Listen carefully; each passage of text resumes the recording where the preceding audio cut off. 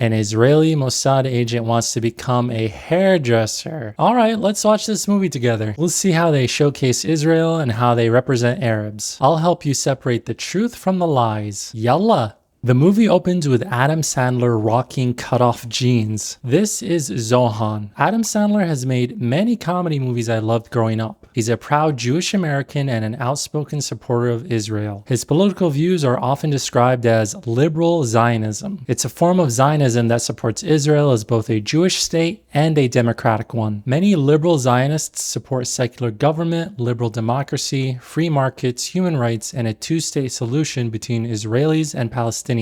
I've been on a podcast. The amazing duo behind the Overzealots YouTube channel, Chris and Isaac, invited me onto their podcast, No Politic Here. I had an amazing time, and if you want to hear more about me, my mission, why I started this YouTube channel, and the history of Orientalism and why so many people hate the Arabs and Muslims, I talk a lot about that. After this video, go check it out and let them know that I sent you. And if you love what I do and crave more content from like-minded creators, they have so many amazing YouTubers that I adore on their podcast. They're amazing, the people they have on their podcasts are amazing, and you are amazing. Now back to the video. Zohan's walking on a beach and we see a number of bikini-wearing women gawking at him. Ah, okay. Let me explain this to you. This movie has either been influenced by, or I speculate, directly funded by the Make Israel Sexy propaganda campaign. In 2005, Israel announced it was withdrawing from the Gaza Strip. While it removed its settlements and permanent military presence inside Gaza, it continued to control Gaza's borders, airspace, coastline, and many aspects of movement in and out. Because of that, many human rights groups and legal scholars argue the occupation effectively continued. Most called it what it was, an open-air prison. Israel's image had taken a major hit. For decades, people had seen photos of heavily armed Israeli soldiers facing poor Palestinians with little more than rocks. Those images shaped how much of the world viewed the conflict, and it still does today. So Israel launched a massive public relations campaign. It spent millions trying to rebrand itself. Don't think about war, think about beaches, think about nightlife, think about freedom, and most of all,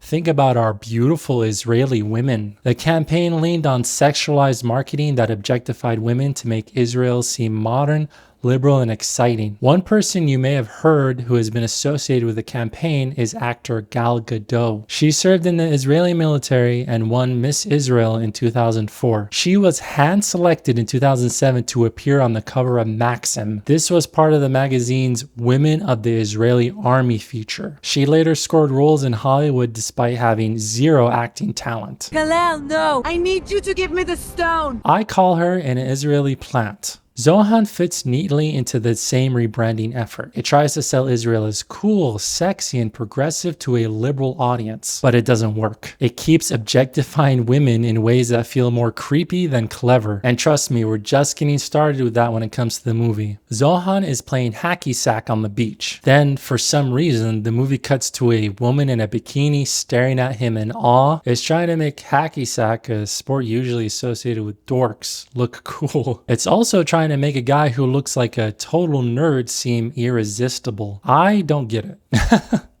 He grabs the hacky sack between his butt cheeks. Zohan is naked. Whoa. It's just a funny gag, because nudity is illegal on Israeli beaches. But they're trying to present to you, hey, look, Israel beaches are so open and free. One of the women says, Yalla, Zohan. Yalla is an Arabic word. Depending on the context, it can mean let's go, come on, or hurry up. So why isn't an Israeli saying it? Modern Hebrew stole words from Arabic. Let me explain. When the Zionist movement began in the late 1800s, Hebrew wasn't a language people used in everyday life. It was mostly a religious and literary language. One of the key figures behind its revival was Eliezer ben Yehuda. He believed that if Jewish people were going to build a national homeland, they needed a common language. Jewish immigrants were arriving from all over the world to Israel. Some spoke Yiddish, others spoke Russian, Polish, Arabic, and dozens of other languages. Hebrew became the language that could unite them. But there was one problem. Hebrew hadn't been used as a modern spoken language for centuries. It needed thousands of words for everyday life. Some words were revived from older Hebrew, others were newly created, and many were taken from other languages, mostly Arabic. That's why you'll hear Hebrew speakers use Arabic words like yalla. The dictator, General al-Din, says the word belbul.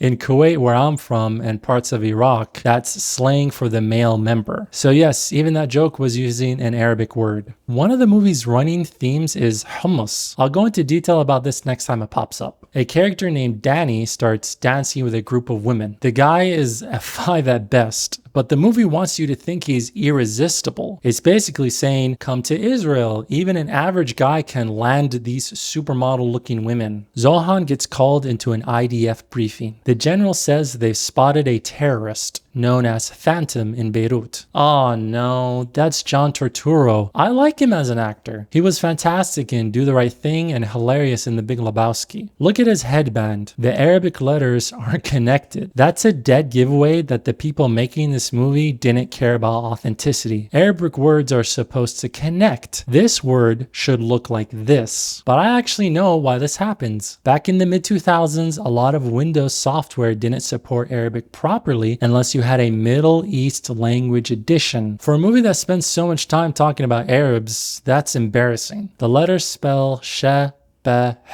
or Shabeh, which means ghost, phantom, or apparition. That's the name of this character, Phantom. So at least that's right. The general starts talking. I watched this movie with my wife and she immediately asked, why do they sound European? It was a good trade.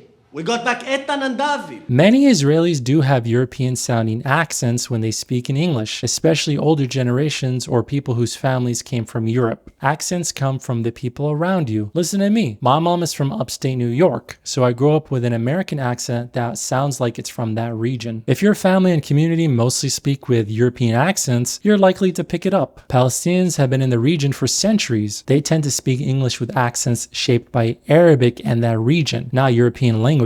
That's why they often sound noticeably different from many Israelis when speaking in English. Let's say, now yeah, we have a camera right here. Yes. And I do this. Yeah. Do something. You don't mind what I did to you. You don't necessarily have to do Well, it. I won't do that to you. You won't. No. And Iraq did not have a Jewish problem. Europe had a Jewish problem. In Iraq, we did not constitute a problem, and there was a long tradition of religious tolerance. Zohan dips a chocolate bar into hummus.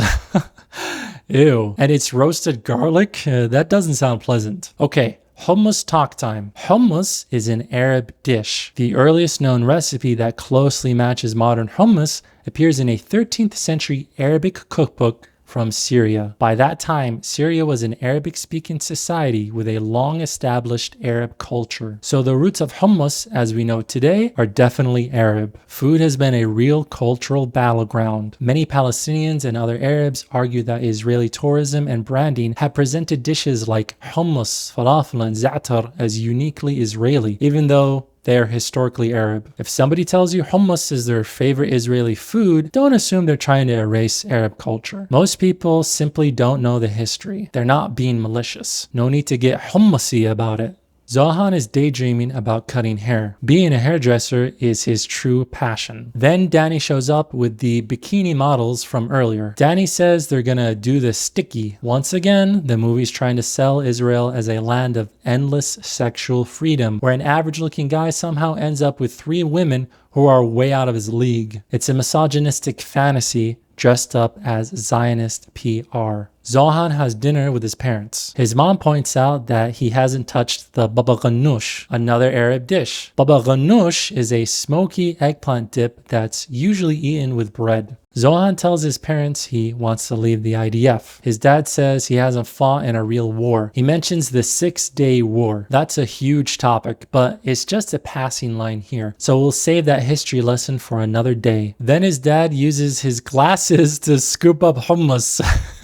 That's funny. Zohan says, when does it end? His mom replies, they've only been fighting for 2,000 years. It can't be much longer. Nice joke. Zohan says he wants to move on and do something creative. He tells them he wants to be a hairdresser. They burst out laughing. It's a Yiddish insult used to call a man gay or effeminate. So here's another contradiction of the movie. It spends its opening trying to sell Israel as modern, liberal, and open-minded, but it has no problem throwing around homophobic slurs for a cheap laugh. This is gonna come up a lot in the movie. Then his dad scoops up more hummus and dumps it into his coffee. Okay, that makes me giggle. Zohan is crying in bed and whoa! Holy bulge, Batman. Yeah, that's a thing in this movie. They give Zohan an absurdly large bulge. Why? Because the movie wants you to think Israeli men are incredibly well endowed. It's one of Zohan's defining traits, and it's part of the fantasy the movie is selling. The idea that having a huge package automatically makes you more attractive is the kind of thing teenage boys believe. They cut to quote-unquote Lebanon. I bet it was filmed in Israel. Zohan is riding in the back of a car wearing a kufiya, completely wrong. An Arab could spot him a mile away and know he wasn't local. And he's supposed to be an undercover spy. The whole point is to blend in. Instead, he sticks out immediately. Either the IDF is terrible at espionage or the filmmakers couldn't be bothered to do 2 minutes of research. Either way, makes both look stupid. Then the movie suddenly turns into a live-action cartoon. The shift is jarring. Here they steal the freezing cow kick move from Kung Pao. One of the Arab fighters shoots at Zohan. He says, I get it.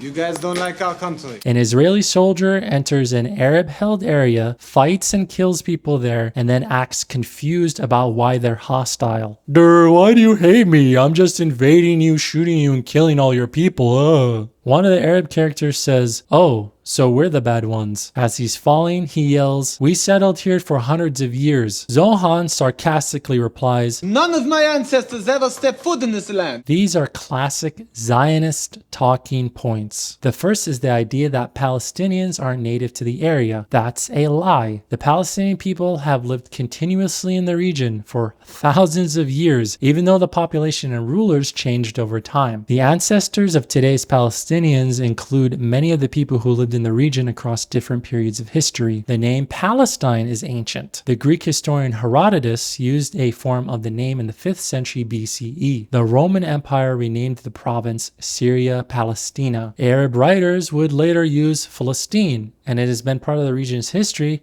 for well over 1,000 years. When the modern state of Israel was forcibly established in 1948, they declared that area of the world Israel. This doesn't erase the historical use of the name Palestine. But where does the name Israel come from? It's from the Hebrew Bible. In the book of Genesis, Jacob wrestles with an angel and is given the name Israel, meaning he has struggled with God. The phrase land of Israel appears throughout the Hebrew Bible as the homeland of those people. Some religious Zionists believe the biblical land of Israel should belong to the modern Jewish state. That's what Zohan is referring to when he says his ancestors were there thousands of years ago. The movie presents the Jewish historical connection to the land as ancient, while reducing the Arab connection to only a few hundred years. That's a false contrast. Both Jews and Palestinians have deep historical ties to the land, even if they trace those ties in different ways. Want my take? I don't think a claim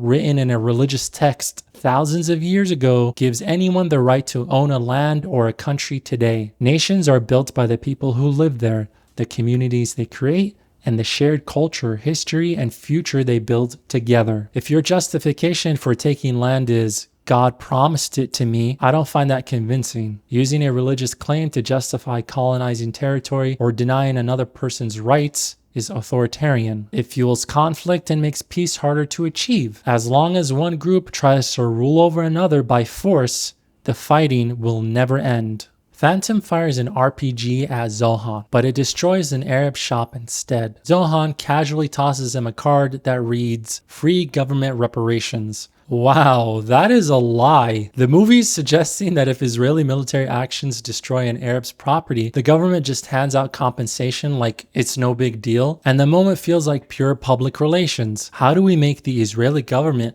look as kind and generous as possible, especially when it's an Arab who blew up another Arab's shops? What a load of khara. The gag comes across as deeply offensive for Palestinians who have lost family members, homes, land, or livelihoods during decades of conflict. Zohan is running down the streets when, oh my falafel. No, seriously. What is this? This is the most disturbing scene in the whole movie. They have little Israeli children dressed up as Palestinian kids throwing rocks. This is beyond messed up. The movie is turning a real tragedy involving kids into a joke. For decades, there's been countless images of Palestinian children throwing rocks at heavily armored Israeli soldiers and tanks. Whether or not you agree with the politics, they come from a very real conflict where many civilians, especially children, have been killed or injured. And this movie is playing it up for laughs. It's disturbing. I honestly don't get how anyone would think this is funny. And by the way, at this moment, I wanted to turn the movie off. Seriously. Zohan starts swimming through the water at a wacky speed. I know it's a goofy comedy, but it makes me wonder, is the movie trying to portray Israeli soldiers as superhuman, like they're unstoppable action heroes who can do anything? That's how it's coming across to me, but maybe I'm reading into it too much. Zohan fakes his death. Phantom celebrates, and so do the people on the shore. Their first reaction in celebrating is to raise a goat up into the air. This plays into an old stereotype about Arabs and goats. It's the kind of lazy joke that's been around for decades. And don't worry, this movie isn't done with this stereotype joke. Zohan is in a dog cage on an airplane. He's talking to the dogs and says he wants to leave Israel because the fighting never ends. You bite him, he bites you, framing it as they're both equally at fault. A common Zionist propaganda talking point. Crazy idea, but how about you don't colonize other people's lands and ethnically cleanse them from it? Maybe then people won't bite back. Zohan lands in New York City and climbs out of a dog crate, and I find this so amusing. He's illegally entering someone else's country. That's one heck of an unintentional metaphor for Israel. The movie spends all this time portraying Zohan as the hero, and then his grand entrance into America is sneaking across a border hidden in a crate. The irony writes itself. Zohan looks through the window of a Paul Mitchell salon. The movie puts a profile card on screen describing one of the women. It calls her bitchy and even rates her butt. Once again, the movie leans into misogyny. It keeps telling us how modern, liberal, and progressive Israel is supposed to be, but that attitude, it doesn't seem to extend to women. Women in this movie are treated like props. They're reduced to insults, body parts, and fantasies for the male characters. It wants to sell openness and equality of the country while constantly objectifying the women on screen. A cyclist gets hit by a car. The driver is furious. Then Zohan shows up to save the day. The angry driver mistakes him for an Arab and calls him Mustafa. Then he says salami, bologna, applesauce while waving his hands around to mock Muslim prayer. So now the movie is making fun of Americans who are prejudiced. How's this supposed to make anyone look good? But really, it's just an excuse to get Zohan into a fight. I've never liked this trope. It's the old the bully deserves violence idea. Somebody acts like a jerk, so the hero beats them up and the audience is supposed to cheer. It's cheap. The scene wants us to scream, Zohan is awesome, but it has the opposite effect on me. The driver was angry because he'd just been in a car accident. He was acting like an idiot, sure, but does that mean he deserves to be assaulted? No. We meet a taxi driver speaking fake Arabic over stereotypical quote-unquote Arabic music. The driver is being played by Rob Schneider. He's not Arab. And yes, he is in brownface. The world knows what blackface is. White performers darkened their skin and exaggerated racist stereotypes of black Americans. I'll shoot any chicken trying to follow me home. Well, why don't you get a job and go to work? You almost had me a job this morning. It became one of America's earliest forms of popular entertainment before eventually becoming widely recognized as awful and racist in the 60s, which is when it stopped. Brownface follows the same idea. A non-Arab actor darkens their appearance or adopts exaggerated features and accentuates them to play a caricature of an Arab. Sacha Baron Cohen, an Israeli, plays an Arab dictator in The Dictator, and it's just accepted. Blackface? No way, that's horrible. But brownface? It's okay. It's a huge double standard and continues on to this day. Two white women get annoyed. One tells them to be quiet. The other says, be nice, he could be a terrorist. There it is.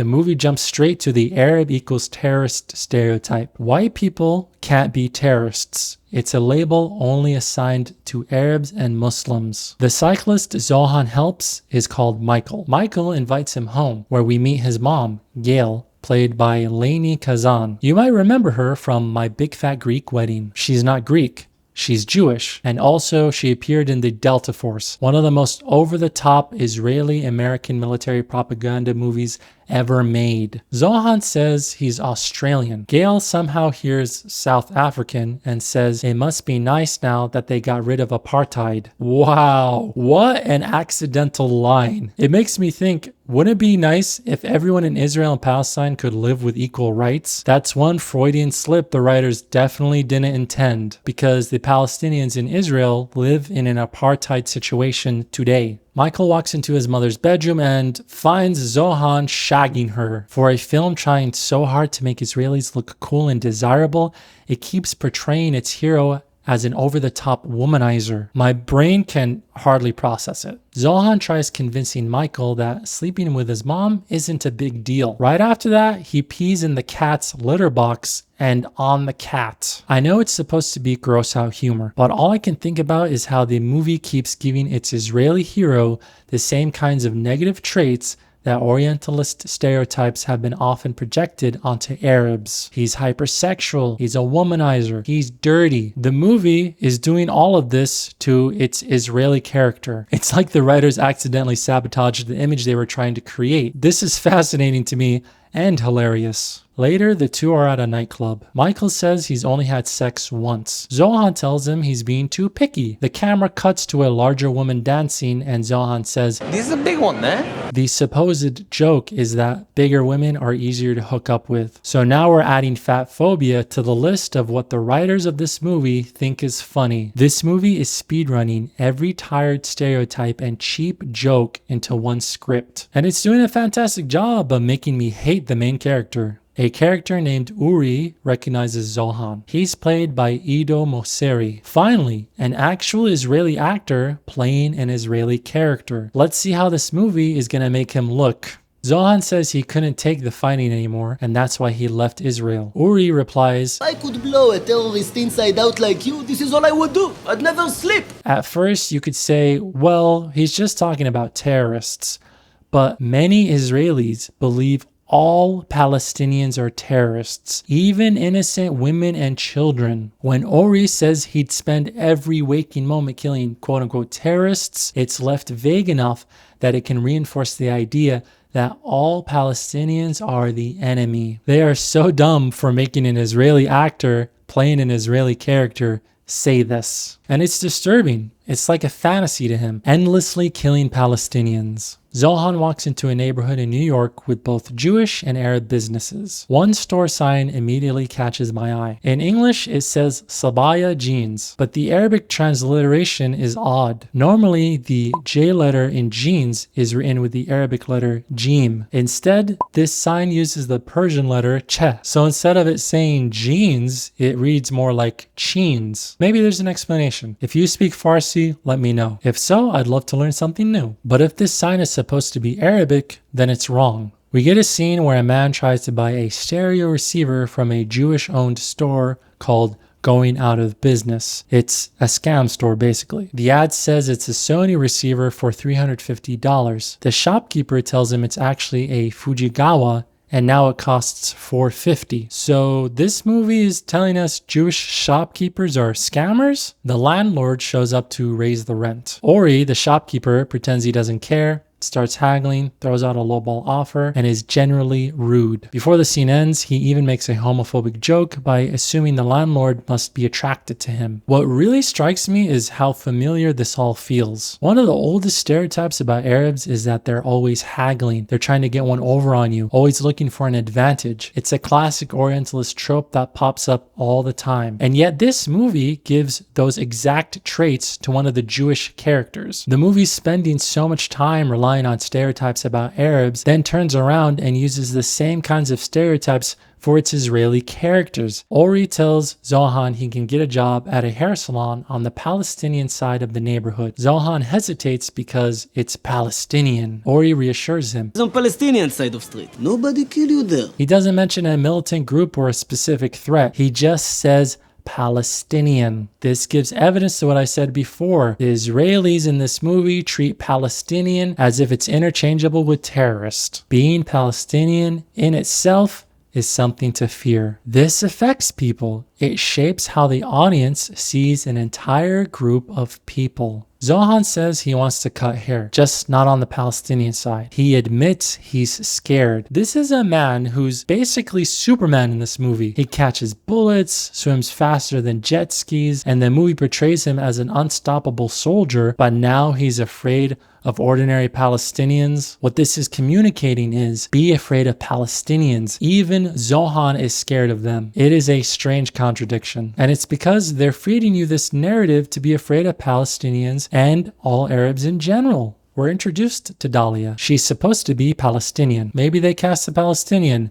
Nope. She's played by Emanuela Chiriqui. She's Canadian, and her family is Moroccan Jewish. She's not Palestinian. One could argue she's not even Arab. At this point, I don't even know why I got my hopes up. Dahlia is the one who owns the salon, and she gives Zohan a job cleaning the place. Zohan is commenting on a woman, and of course, he has to bring up her weight. It's good for a bigger woman like this. Fat phobia strikes again. Another woman gets her hair cut. You look very bangable, Mrs. Rosen. Then he tells another woman his schnitzel, meaning his penis, is about to burst because of her. This is sexual harassment. But in the fantasy world this movie creates, it's supposed to make him look confident, macho, and irresistible. But he just comes off as creepy. Does anybody think this is attractive? One of the hairdressers quits. Zohan jumps at the chance to take the job. Dahlia tells him, you just keep pushing and pushing. I want to highlight this line because it sums up Zohan's character. He's violent, constantly sexual, rude, and unbelievably pushy. The movie treats these traits as charming. To me, it's beyond toxic masculinity. Then Dahlia says this word.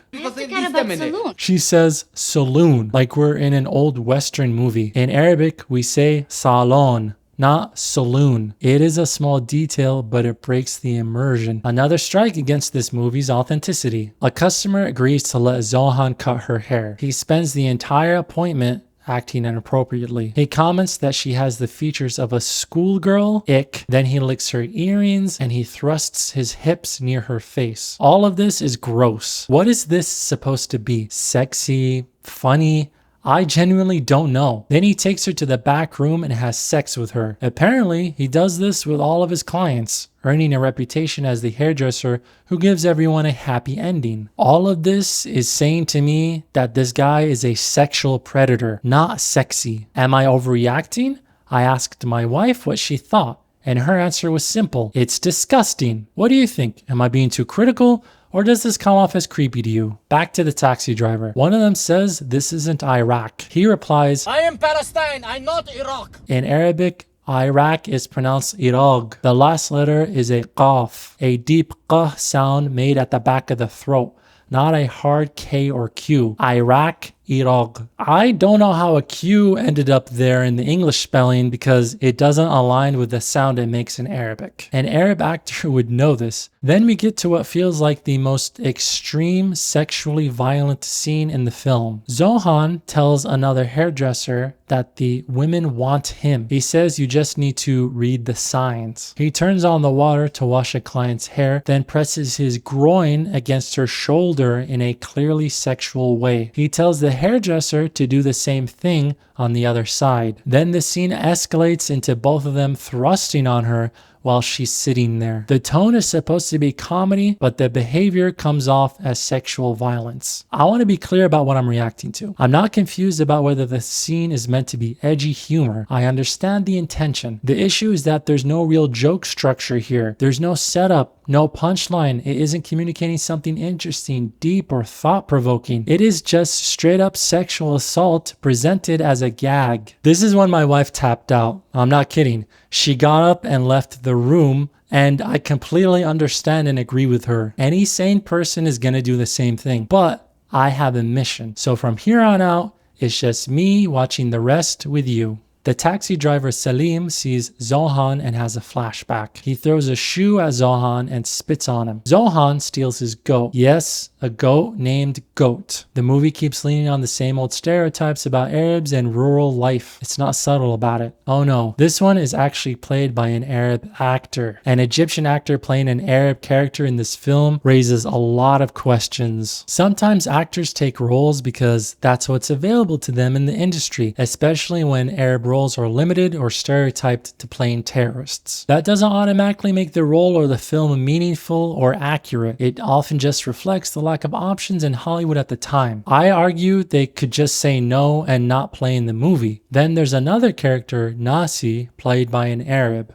Daoud Haidami, who was born in Bethlehem. There are Arab actors in this movie playing Arab roles inside an offensive Zionist slop comedy movie. We see a newspaper and yeah, every letter in the Arabic text is disconnected. It looks wrong. These are little mistakes that break immersion, like setting a film in the 1930s and printing the newspaper in a Comic Sans font, all lowercase. It feels careless and stupid. Salim says he wants to kill Zohan. The other character says something confusing. Let's call Hamas, Hezbollah, let them handle it. Hamas is a Palestinian movement. Hezbollah is based in Lebanon and comes from a different political and religious context entirely. The way the movie lumps them together flattens very different groups into a vague Middle Eastern militants category. It's confusing. Maybe they did it on purpose. They want to make everyone look and sound the same. And I think we're going to get more of that as this movie goes along. Zohan and Dahlia are on a date in Central Park. She says she couldn't take the hate anymore on both sides. It frames the conflict as symmetrical, like both sides are equally responsible for the violence and tension. She adds that there are hardliners on both sides. Zohan responds, especially yours, the Palestinian side. This is the movie leaning into a very familiar both sides are at fault framing, but still saying Palestinians are worse than Israelis. This mutual blame game rhetoric is gross. It erases context and power differences that matter. One side has the backing and funding of the United States, $3 billion a year in weapons sales. The other side only gets humanitarian aid. Both sides are clearly not equal. There's one that is way more powerful. We get more scenes of Israelis mistreating animals,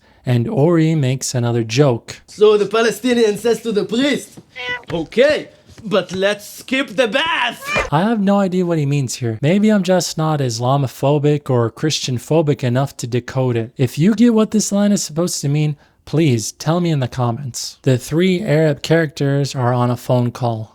Listen to this. Welcome to Hezbollah phone line. The person on the phone says Hezbollah with a hard kh sound. Hezbollah. The throaty kh is common in Hebrew. You don't do it in Arabic. Heh stays as heh. This proves an Israeli did the voice line, not an Arab. Later, Salim does the same mistake. He randomly throws in the kh sound because he thinks it's what Arabs do. We do not do this. It's what Israelis and Hebrew speakers do. Mr. Habib from Father of the Bride Part 2 does the same mistake. We need house a week from wedding is there. Zohan tells Dahlia he will only be stiff for her, meaning his billabong. I don't know what's going on. Are they purposefully trying to make Israelis look as disgusting as possible? I really think this guy is a disgusting sexual predator. They reinforce this Israelis are sexual deviants stereotype when Ori starts licking Michael's mom's ear and shoves his face in her chest at the dinner table. He thanks Ori for getting him hummus and... wait a minute, there's hummus in a squeeze bottle? I have never seen this before. I don't know if it's real or if it's a prop made for the movie, but it looks bizarre. Then it gets worse. He squirts hummus on the cat. What's the joke? Haha, it's so funny he's abusing and attacking the cat. It's unpleasant to watch. Zohan catches people vandalizing an Arab store. They spray paint "Go Home Ragheads" on the window. Raghead is an ethnic slur aimed at Arabs. It refers to the headdress like the kufiya. The attacker also calls Zohan a camel jockey. This is another ethnic slur directed at Arabs. The next morning, Israelis and Arabs are fighting in the street. The Arabs think the Israelis spray painted the offensive words. One of them says, You know, we were so close to peace before the asshole shot Rabin. This is nuclear grade Zionism. Zionist propaganda. What he's talking about is the Oslo Accords, where Clinton was helping Israel and the Palestinian Liberation Organization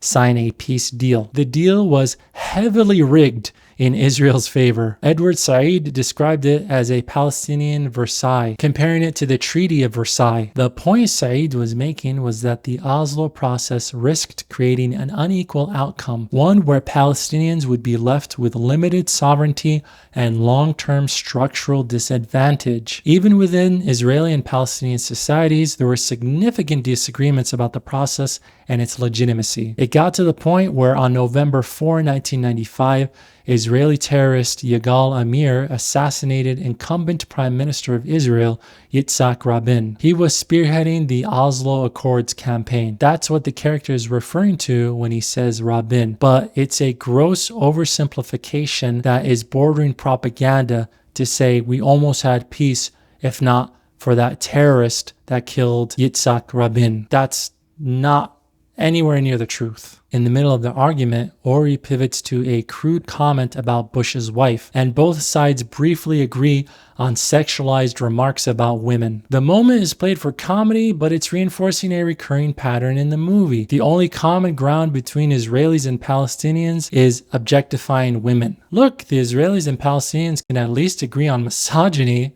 It's messed up. There's a subplot where mall developers want to buy out the shops and build a new mall. So they hire Southern men to stir up trouble and push everyone out. One of them is named James and he's being played by the musical artist Dave Matthews. He's not Southern in real life. He says something like it's a gift to mess with Jews and terrorists on the same night. Arabs, militants, terrorists. It's all the same. Salim calls Phantom and Amman Jordan. Cuts to Phantom, who's surrounded by 4 women with covered faces. The portrayal leans heavily into visual shorthand, veils, heavy stylization, and costumes that feel more like stereotypes. The women in the scene are framed in a contradictory way. Their faces are covered, but their outfits underneath are stylized in a way that doesn't match how modest dressed is typically represented in real life. It's creating a confused, exaggerated fantasy version of the setting. Look at the workers in the back.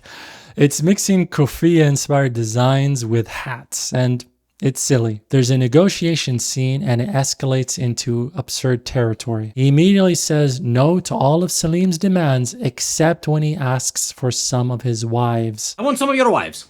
And it plays into a harmful stereotype that Arab women are worthless. They're just objects. They can be traded away in negotiations. Salim starts celebrating with the other men, and out of nowhere you hear a zagruda.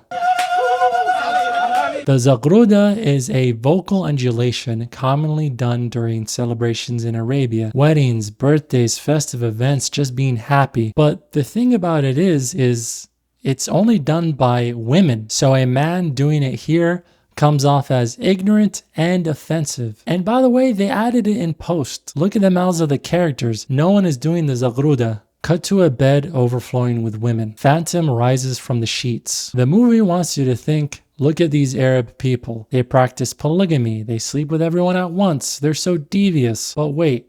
Think about Zohan. His entire character arc is based on being an aggressive predator to elderly clients. The film tries to mock one culture for a stereotype, but it celebrates the hero for the actual misconduct. The contradiction is clearer than glass. Zohan admits to being an Israeli soldier to Michael and his mom. His mom says, "I knew it because he's circumcised." Why would that give him away? Male genital mutilation, the PR word being circumcision, is done by both Jews and Muslims. He could have been Muslim for all she knew. But this is yet another indicator of the ignorance of the filmmakers. They don't know Arabs also practice circumcision. Or it's just a throwaway dick joke.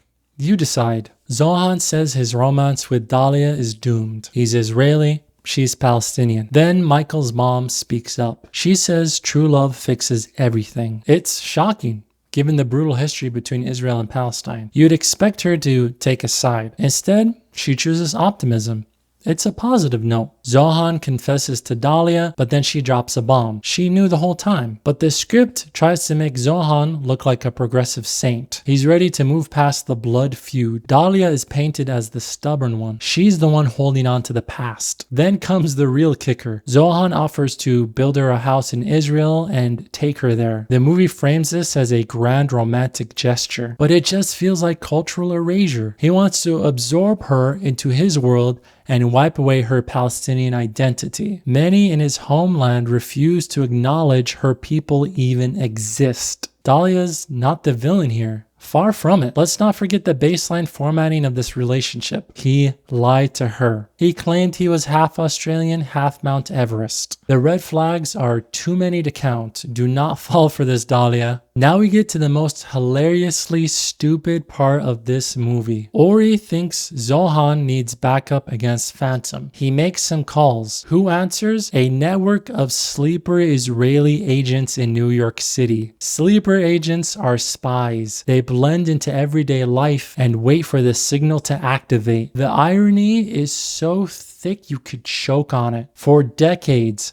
Western politicians, the media in the West and Israel have pushed a false narrative. They've warned that Arab and Muslim terrorist sleeper cells were hiding everywhere in America, on every street corner. They've said these hidden Islamist enemies were ready to strike at any moment. They're sent back to their homes or sent to hide in countries around the world to plot evil and destruction. This fear-mongering fueled hate. It justified wars. It turns the public against everyone. Then this movie proclaims Israel is the one with the hidden army. The Israelis are the one working as electronic salesmen, waiting to grab their guns and fight in the streets. You truly cannot make this up. It is the ultimate political self-own. Every accusation, it turns out, is a confession. There's a hacky sack match scene. Israel versus Palestine, right? Look at the flag. But the announcer says it's Israel versus Lebanon? Huh? Israeli Blue Stars and your Lebanese dreams! Are they really just that stupid? They also add in the Zagruda in post, to make sure you know it's Arabs.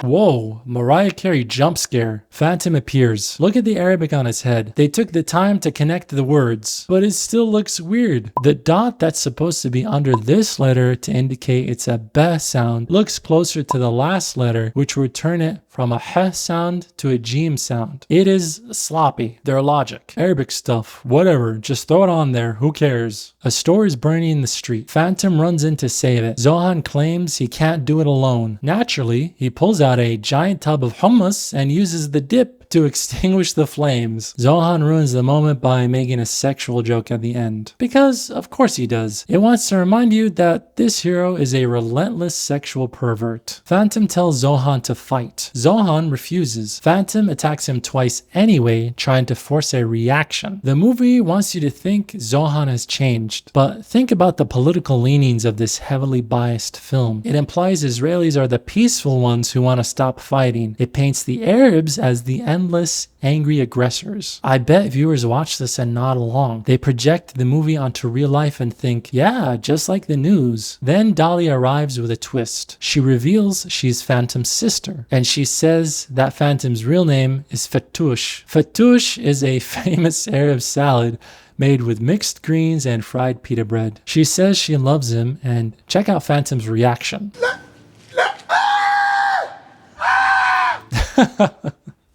Okay, that's funny. She monologues about peace. She says, away from the war zone, everyone gets along. It's projecting a beautiful image of harmony. And she's not wrong. This movie is based in New York City. It's a secular melting pot of Israelis, Palestinians, and hundreds of other people from all around the world. Recently, the city announced historic all-time lows in crime. Turns out people can cohabit peacefully when you remove the border walls. Characters air their grievances.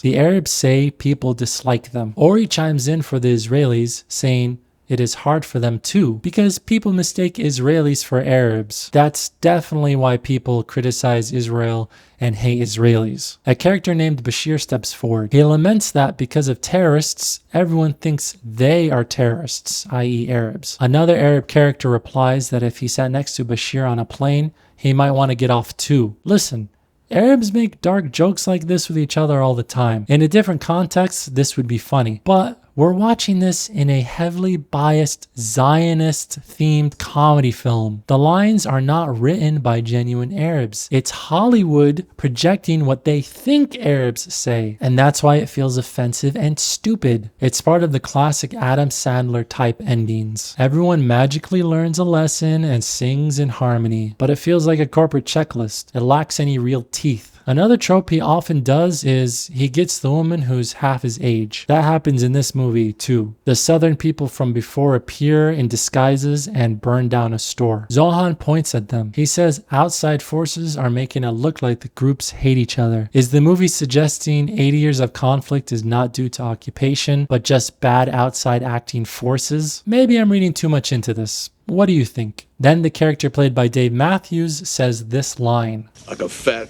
queer to a dick sandwich. It combines homophobia and fatphobia into one joke. Why wasn't this guy canceled for this? Oh yeah, because if it's in a comedy movie, you can play out every negative stereotype about a group and get away with it, like Sacha Baron Cohen in Borat. I made a video about that movie, so check it out after this one. Zohan says that him and Phantom need to make the sound. What he means is a war cry that they haven't shared for thousands of years. It's silly, but kind of sweet. It suggests Arabs and Israelis are just long lost brothers who used to get along back in ancient times. Well, if you think about it, not even ancient times. Before Zionists forced Israel onto the world, Arabs and Jews got along relatively peacefully for thousands of years. The southerner gets blasted into an apartment and lands on a couch. Great. More blatant homophobia. We see George Takei and Bruce Valanche, two openly gay icons. The movie frames this as the conservative American's ultimate nightmare. It's making me wonder if this film came out in 1958, not 2008. The corporate landlord shows up as the ultimate villain. It claims the real enemy is not the Arabs or the Israelis, it's greedy Americans. We're the good guys, and the Americans are the bad guys. It's hilariously tone deaf and completely idiotic, and trying to shift the blame off of Israel. The movie ends with the building of a brand new mall. Everyone opens their own business. Zohan's parents arrive and instantly accept him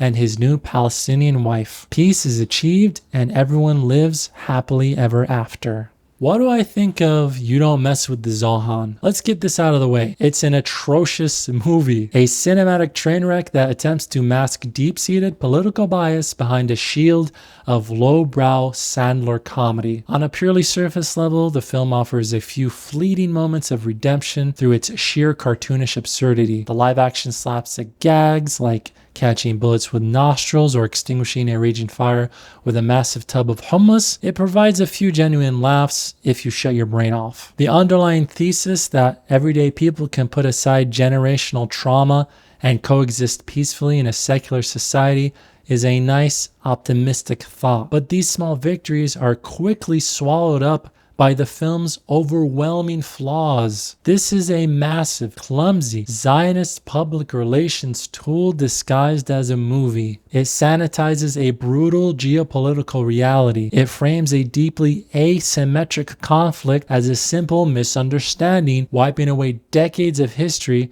for cheap plot points. The narrative expects us to root for a hero who we hate. Zohan isn't charming. Zohan isn't cool. Zohan is a relentless sexual predator whose aggressive misconduct against elderly clients is played for laughs and rewarded with a happy ending. This gross behavior is mirrored by the script's lazy reliance on a relentless parade of bigotry, serving up unironic brownface, rampant homophobia, fatphobia, and casual misogyny at every turn. If they want us to think positively of Israelis, congratulations, they've done the exact opposite. Where does it land on the Habibi movie tier list? Come on, you know where it's going. Z tier. I was considering making a new tier, double Z tier, and putting this movie in that tier spot, because that's where it belongs. But I like keeping things simple. It's dumb Zio slop. Really dumb. Zero brain power was used to make this movie with a $90 million budget. It's a childish take on a deeply problematic issue with a heavy bias on one side. A silly comedy can try to sell you a fantasy, but fantasies don't change history. They don't erase suffering, and they don't become true just because they're projected onto a movie screen. When the credits finally roll, it becomes clear you can't wash away the tragedy of a real conflict with a giant bucket of hummus. And you certainly can't achieve world peace through a group hug at a shopping mall.